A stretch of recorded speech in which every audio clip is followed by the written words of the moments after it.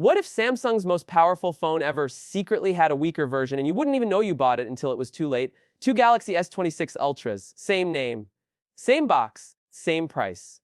But buried deep inside, two different brains. One of them, a beast, the other, a silent downgrade, and you can't tell unless you know where to look. This isn't a rumor, it's real. And the truth will change the way you buy your next phone. Welcome back, viewers. Sam here. Don't forget to like, share this video with your fellow tech nerds, and subscribe for more mind-blowing updates just like this. So here's the deal. The Galaxy S26 Ultra is launching with Qualcomm's latest powerhouse, the Snapdragon 8 Elite Gen 2. Sounds like the ultimate setup, right? But there's a catch Qualcomm's not shouting about. This chip isn't being made in just one factory. Instead, Qualcomm is quietly dual sourcing it, which means some chips are being built by TSMC and others by Samsung Foundry. Same chip name on the spec sheet, but totally different performance in real-world use. This isn't just a small difference either. It's the kind of behind-the-scenes decision that could affect how hot your phone gets, how fast your games load, and even how long your battery lasts. Two identical S26 Ultras, but one running cooler, faster, and longer while the other struggles to keep up. All because of who made the chip inside. And that's something the average buyer will never know. Let me break it down. TSMC is expected to build their version of the chip using their Thurnham node, the same technology going into Apple's A19 chip for the iPhone 17 Pro. It's proven, reliable, and incredibly efficient. Now, Samsung's version of the chip is technically using a more advanced Thurnham GA process. On paper, that sounds even better. Smaller transistors, more power, lower energy use. But the problem, Samsung Foundry's history of yield issues and inconsistencies in performance. In fact, Samsung's chip yield, basically how many usable chips they get from a manufacturing batch, has been so rough that some reports say only half of what they make is even usable, which dominates with over 60% of the global chipmaking market. Samsung, just 7.7%. That's a huge confidence gap in the industry. And yet, both of these companies are building the same chip for your S26 Ultra. This means two people can walk into a store, buy the same Galaxy S26 Ultra, and end up with totally different devices in terms of experience. One might run cooler while gaming. The other might drain battery faster. One might perform like a flagship. The other, more like last year's best phone. Now here's the kicker. Qualcomm isn't even charging more for these cutting-edge Thurnham and SIMDEM chips. That's wild, especially considering how expensive R&D and manufacturing at this scale has become.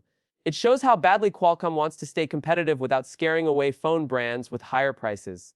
But that comes with a price inconsistency. Looking even further ahead, Qualcomm may double down on this idea. Rumors suggest the Snapdragon 8 Elite Gen 3, possibly used in the Galaxy S27 series, might come in two actual tiers: a Pro version built by TSMC and a regular version from Samsung Foundry with slightly reduced performance. If that happens, we might start seeing spec sheets that list two different Snapdragon chips, with one clearly being better.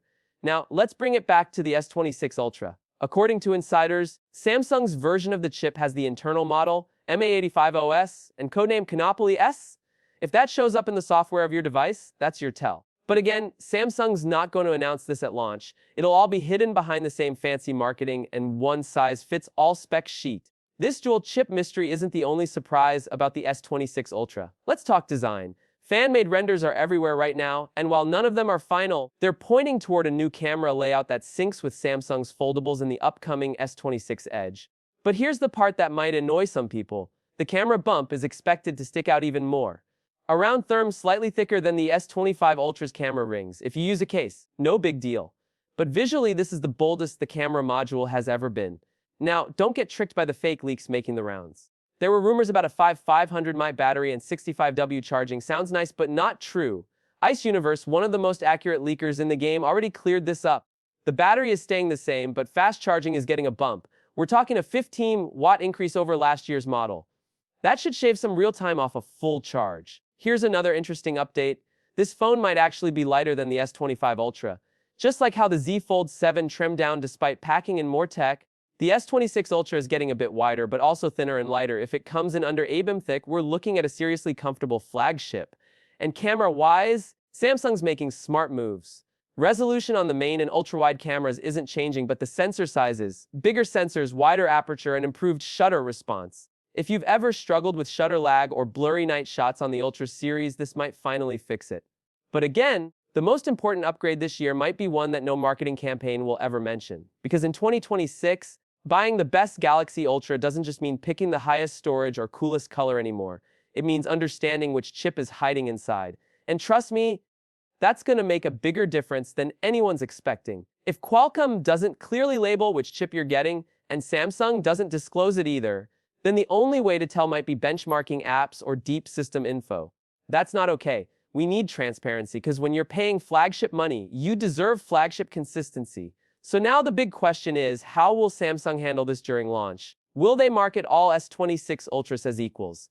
Or will this start the era of silent hardware lotteries, where you cross your fingers and hope you get the better chip? This story is far from over. And I'll be tracking every leak, every benchmark, and every teardown until we have the full picture. Because this, right here, is one of the most important stories in mobile tech right now. If you want the truth behind the specs, you're in the right place. This is Sam from TechX, and I'll see you in the next one. Stay curious.